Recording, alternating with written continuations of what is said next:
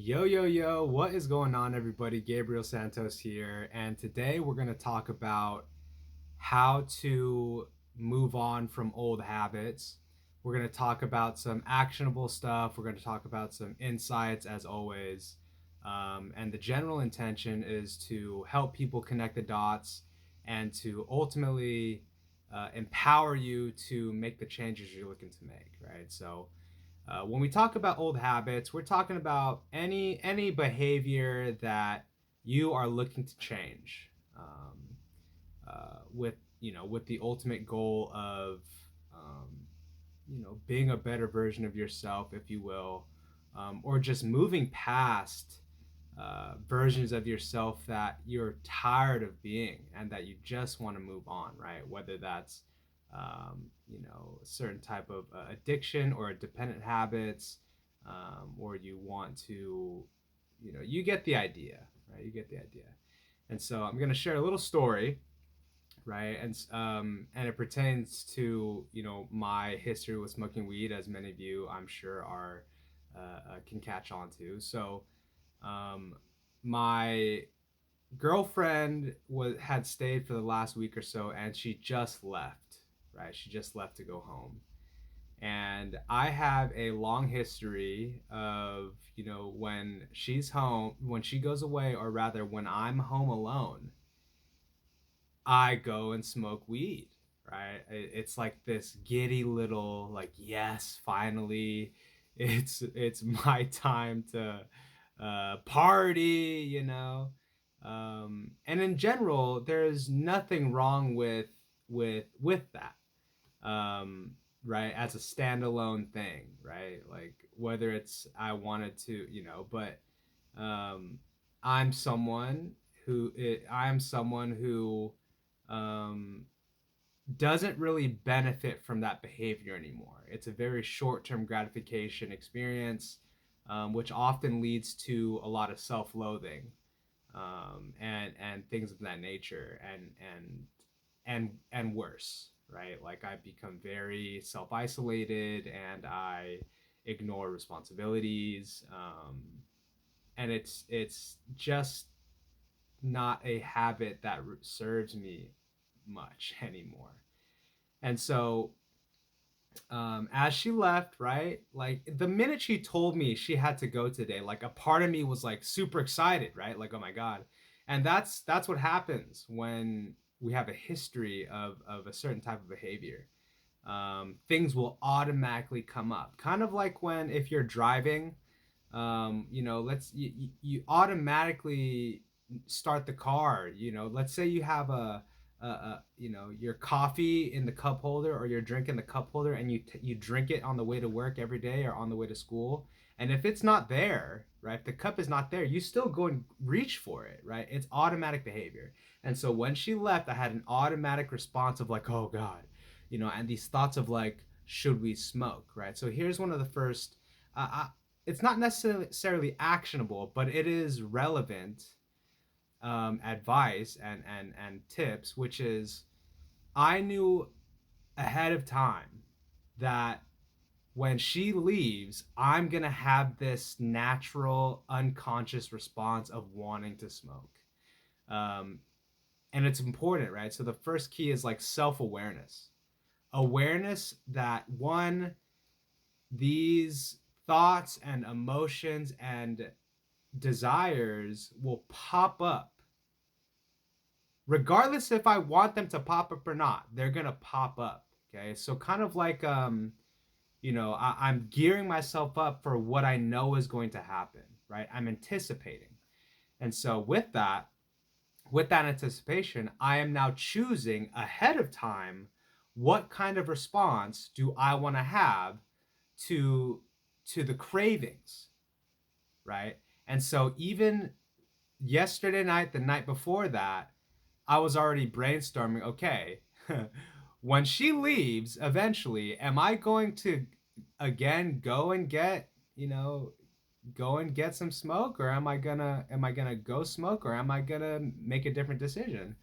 And so I think the second thing, along with awareness and anticipation, is uh, brainstorming, reflecting, and deciding what you want to do when that critical moment comes up again, when you're craving to, right? And so then take another step back, right? So it's anticipation, awareness, it's brainstorming and deciding. But even before that, right? What are we basing our decision off of? Right? So then the question to ask is, well, what change are you looking to create? What what are the aspects of your life that you're trying to bring out, right? And so for me, um, right, I already know that smoking and being self-loathing and being very dopamine, um, like seeking heavy dopamine, right? Include, porn, right? That as well. That type of that lifestyle, that dopamine seeker lifestyle, um, doesn't. There's a limit as to how much fulfillment and joy and uh, uh, you know the things that I care about for me, right? Because I care about fulfillment. I care about genuine satisfaction. I care about integrity. I care about alignment. And I just know in my history that uh, uh, certain habits lead to that and certain habits don't, right? And so the point is that um, I'm clear that the the the correct decision to make when my girlfriend leaves is to not go and get, not go smoke, right? And so part of my plan it was to not necessarily to make this video, but to do things, right? To knock out things on my to-do list, to clean my room, which is not clean right now, right? But to do proactive things and to um, do things that matter, right? To do things that matter, not just waste away in dopamine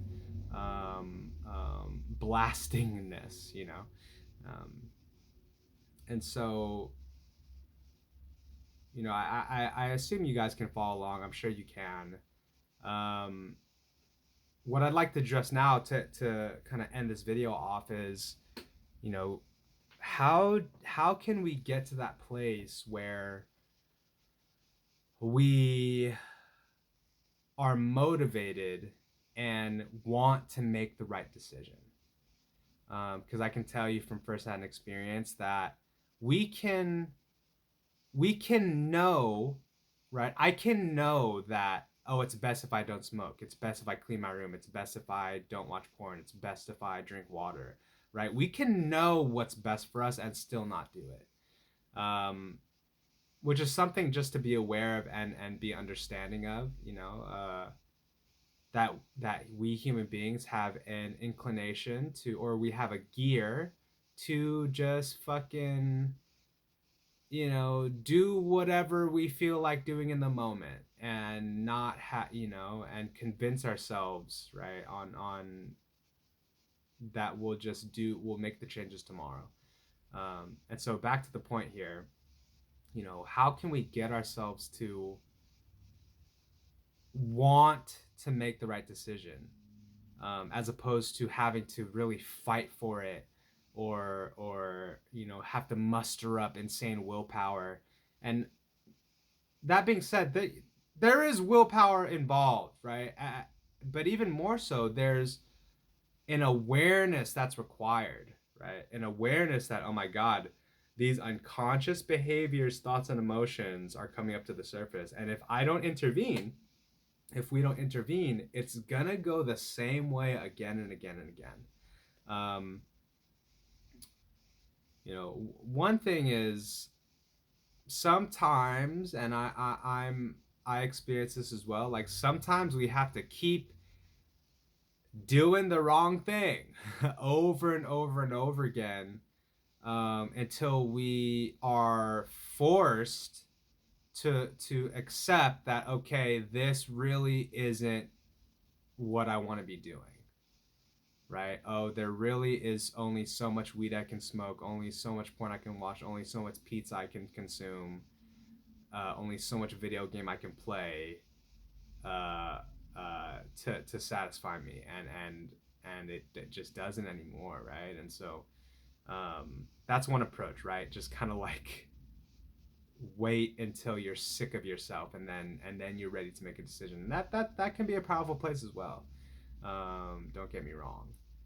Um, Another thing to take a look at though is to, you know, and we're already deep, but we're gonna get even deeper. It's like, what's really bothering you, right? Like, what's really bothering me? Um, right? Because in a lot of cases, this is just like we're coping. We're turning to the weed, the porn, the alcohol, the video games to cope in some kind of way. Um, and so, as another tip or an action, like, put aside all this talk about how can I change my habits and take a moment to address and co- confront, or at the very least, like, take a look at, what's going on, like, how are you, um, what's bothering you, um, because in a lot of cases we are deflecting to dopamine outlets to make us feel better, um, because something is bothering us, right? Something is not making us feel good, and it could be a variety of things, and it could be very serious things, it could be not so serious things, right? It could be as simple as like, oh man, like I don't know what I'm gonna do with my life, right? Or I'm ashamed of where I'm at in life, or I have all these to-do lists. I do know what I want to do, but afraid. And I'm afraid of responsibility. And I'm afraid of failing. Um, and so, and it's um in that case, it might be in some people's best interest to seek counseling or therapy, right? To unravel and uncover what are these things that we are shoving down, and using certain dopamine outlets to cope with, um, right? So that's kind of the deeper side of this. But if you want to go pure tactics, pure strategy on how to change behavior, be aware of when your triggers come up, right? Whether it's, when you're alone by yourself, or whether it's Friday night, right? That's another popular one. Or maybe it's after work, right? When you want to wind down, but, winding down is the opposite of, being proactive and working on a project, or exercising, or journaling, because no one's coming to save us, right? Like, no one is going to force us to change. No one. We are not guaranteed a fulfilling life, unfortunately, right? We're not guaranteed to be in great health. We're not guaranteed to have a clean room, right? These are things we have to actually show up for and participate in.